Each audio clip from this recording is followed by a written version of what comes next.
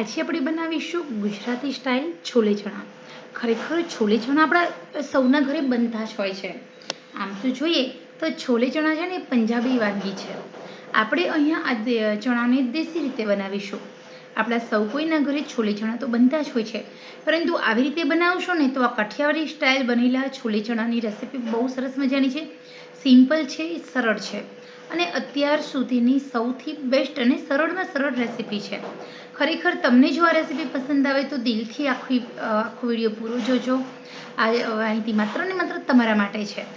અત્યાર સુધી નવી નવી રસોઈ શીખતી બહેનો માટે ચણા બાફવાની રીત ઘણી બધી હશે, પરંતુ સિમ્પલ. આપણે કાબુલી ચણા, વ્હાઈટ ચણા લેવાના છે. 5 કલાક સુધી પાણીમાં પલાળી રાખી ત્યાર પછી એ ચણાને પાણીમાંથી કાઢી અને થોડું મીઠું અને થોડું પાણી ઉમેરી અને 5 સીટી થવા દેવાની છે અને ચણાને બાફી લેવાના છે.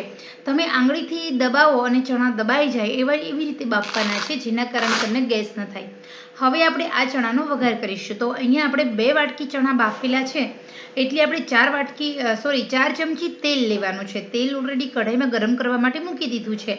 ચણા પલાળવાના, ચણા બાફવાના એ બધું જ મેં તમને માનસિક રીતે બોલીને સંભળાવી દીધું છે, કારણ કે આપણે એટલો બધો ટાઈમ વેસ્ટ નથી કરવો. સીધી ચણાનો સ્પેશિયલ બાફતા બધાને આવડતું હોય છે, પલાળતા બધાને આવડતું હોય છે. માત્ર ને માત્ર સિમ્પલ રીતે વઘાર કેવી રીતે કરવો. તો અહીંયા તેલ આપણું ગરમ થઈ જાય એટલે રાઈ અને જીરાથી વઘાર કરીશું. રાઈ આપણી ફૂટે, રાઈ સંતળાય એ પછી જીરું ઉમેરીશું.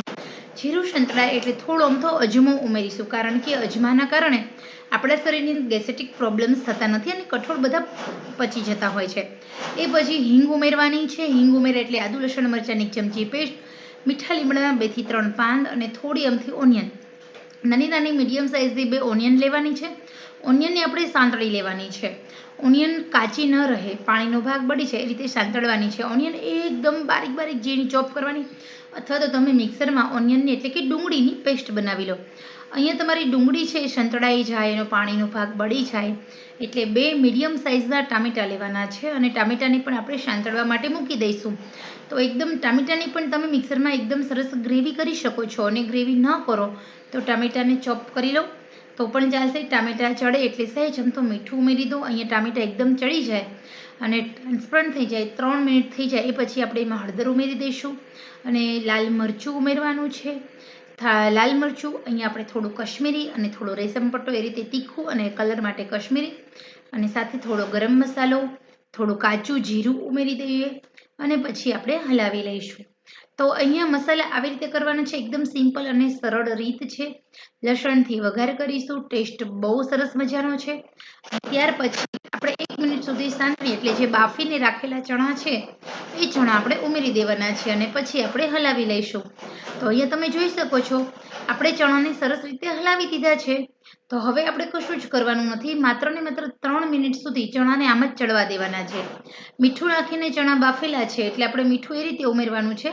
બાકી તમે આની અંદર તમે આંબલીનું પાણી પણ ઉમેરી શકો છો. સહેજ અમથી ખટાશ ગળપણ માટે આંબલી પણ ઉમેરી શકો છો, પરંતુ એની કાંઈ જ જરૂર નથી. અહીંયા તમે આવી જ રીતે ટામેટાં સાંતળેલા છે એટલે થોડી ખટાશ તો હશે.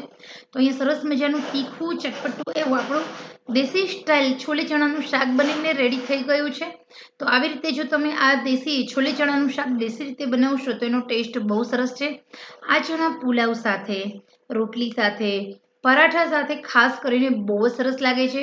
તો હવે આપણે ડેકોરેટ કરીશું. તો અહીંયા બનીને રેડી છે આપણે સરસ મજાના ડિલિશિયસ એવા ફટાફટ છોલે ચણાનું દેશી સ્ટાઇલ રસાવાળું શાક. ખરેખર મિત્રો આ સરસ મજાની યુનિક રેસીપી તમને પસંદ આવી હોય, આમ તો સિમ્પલ સરળ છે, સૌ કોઈ બનાવતા જ હશો, પરંતુ જો આવી રીતે તમે બનાવશો તો તમારી રેસીપીમાં 4 ચાંદ લાગશે અને ઘરમાં સૌ કોઈને ભાવશે. તો આશા રાખું છું આ સરસ મજાની સિમ્પલ રેસીપી આપ સૌને પસંદ આવી હશે. મિત્રો ખરેખર આ વિડીયો તમારા માટે છે. પસંદ આવે તો દિલથી લાઈક કરો, શેર કરો, સબસ્ક્રાઈબ કરો.